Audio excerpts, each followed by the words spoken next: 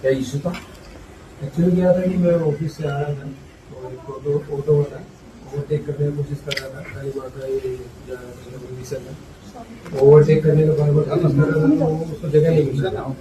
तो वो जैसे ही ओवरटेक किया 2-3 बार तो वो रगड़ के चला गया। आगे जाके मैंने सोसाइटी के बाहर मैंने उसको रोका कि भाई तुम्हें गाड़ी में है तो कि वहाँ हो सकता कुछ और भी हो सकता था। तो मैं सोसाइटी जो सिर में लगा चोट भाई ये उसी डांडा में लगा। ना जो सोसाइटी में घुस चुका था। घुसने के बाद मैं पुलिस को फोन कर दिया कि ऐसे हो रहा है, आप आ जाइए। उस टाइम पे सेक्रेटरी को भी बता दिया, जो सोसाइटी में ये सबको इन्फॉर्म कर दिया था कि ऐसे हुआ है। तब मैं घर में चला गया ऊपर।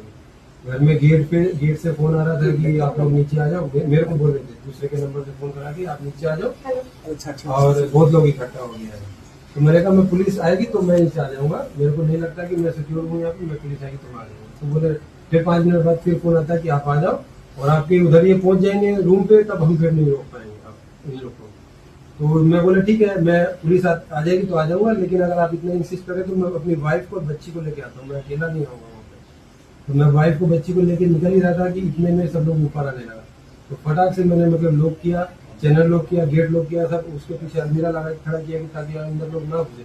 क्योंकि जितना जोर से आवाज आ रहा था लग रहा था कि बहुत आदमी ऊपर आ रहा है, अगर मारेगा तो कुछ भी कर सकता है, बचना मुश्किल है। वो लोग बाहर में चैनल लगा था, चैनल पूरा उखाड़ दिया, गेट पूरा तोड़ दिया, अलमीरा तोड़ कर के सब ऊपर चढ़ते हुए सबका रिकॉर्ड है। 53 लोग उसमें ऊपर में चढ़ा था मारने के लिए। और मेरे रूम में पुलिस को फोन करने का बाद भी नहीं आया ना? पुलिस को मैंने जैसे ही सोसाइटी में घुसा था मैं तब से 100 नंबर मिलाया, फिर सोनापुर कंट्रोल रूम में मिलाया, थाने में मिलाया। सब तो आपका काम आप कर दिया। मैं तो लगातार फोन कर रहा था। सोसाइटी वाले ने जो चेयरमैन उठाया था 7-7 मिनट, 3 मिनट बात हो रहा है, 7 मिनट बात हो रहा है।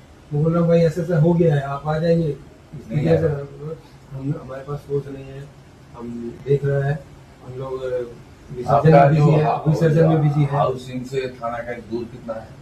मैक्सिमम होगा 4-5 किलोमीटर, इससे ज्यादा नहीं होगा। 10 मिनट मैक्सिमम ज्यादा इससे ज्यादा नहीं होगा। मेडिकल रिपोर्ट है, नेचर ऑफ इंजरी, वो तो डॉक्टर ने भी मना कर दी थी। কমপ্লিটলি সিসিটিভি ফুটেজ যেটা দেখেছি এটা মব লিঞ্চিং। এন্টায়ার ফ্যামিলিকে মেরে ফেলার জন্য এসেছিল। বাইরে 200 জন জমায়েত ছিল, ভিতরে ঢুকেছে 53 জন, 53। Not only that very culprit Azizul Gazi. ভাবা যায়? এটা কখনো ভাবা যায় না। এটা যে ঘটতে পারে কোন সহনাগরিকের সঙ্গে, বাদ দেন এরা সেন্ট্রাল গভর্নমেন্টের খুব রেসপন্সিবল পোস্টে কাজ করেন, they are educated people, they are very discipline organisation, সেটা তো সেপারেট থিং। সাধারণ নাগরিকের ক্ষেত্রেও এটা হতে পারে না। এইভাবে 200 জন হাউসিং কে ঘেরাই করেছে, 53 জন ঢুকেছে একসঙ্গে, ইটস এ মব লিঞ্চিং।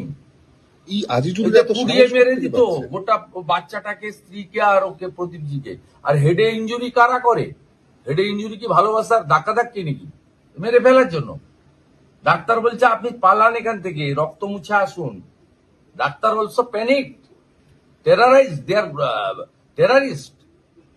এই আজিজুলরা এত সাহস পাচ্ছে কোত্থেকে শুভেন্দুদা? আরে not only mister Gazi, 53 people ঢুকেছে, 53টাকে অ্যারেস্ট করতে হবে।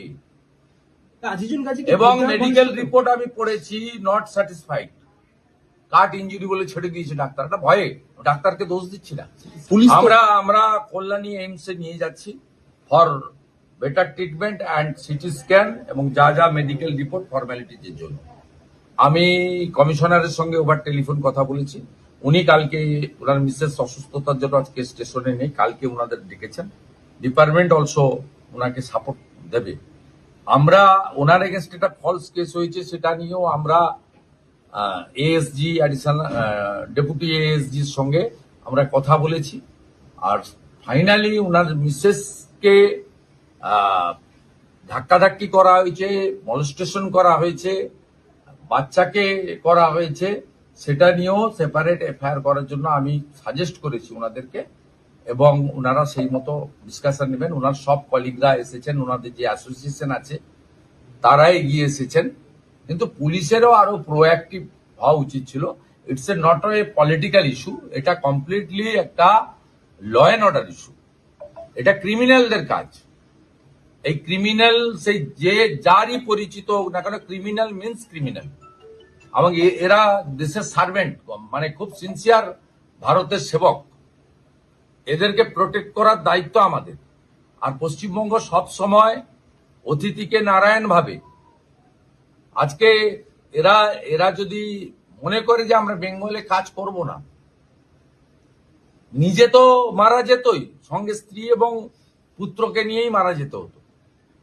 মব লিঞ্চিং যখন হয়, 53টা লোক ঢুকেছে, ভেঙেছে ঘরের দরজা, তো হরেবল। ডিকশনারিতে কোনো ভাষা নেই কন্ডেম করার। They want justice, we want also justice. ঘন্টা খানেক ধরে র্যাম্পেজ করলো, পুলিশের কোনো দেখা মিলল না।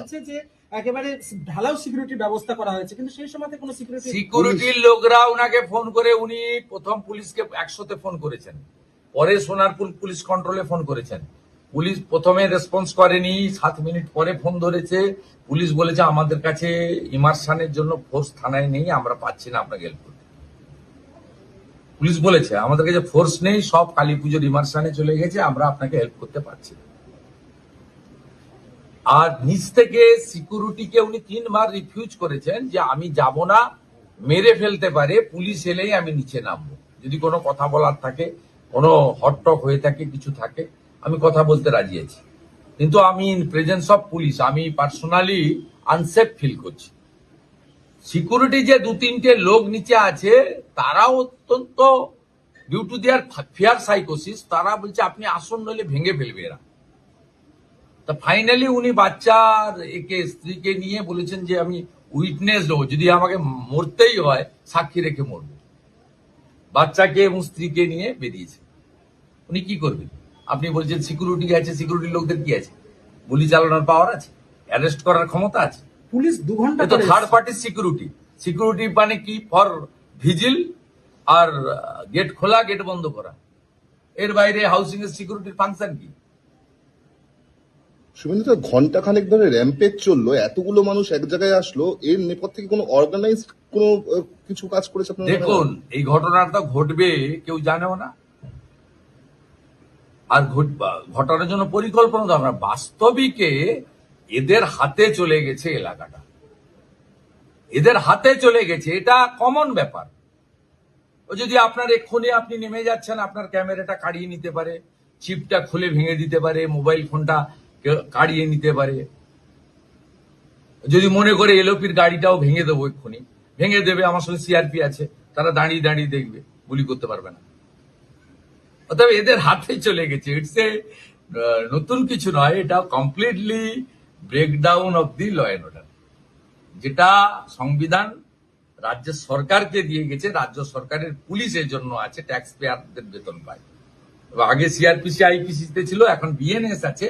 কোন ঘটনায় কি করতে হবে বলে দিয়েছে ভারতের পার্লামেন্ট বিএনএস। এটা যদি অ্যাক্ট না করে কি করবে? মার খাওয়ার পরে চিকিৎসাটুকু পেলো না, আপনারা কি এইমসে নিয়ে যাচ্ছেন? এইমসে নিয়ে যাচ্ছি।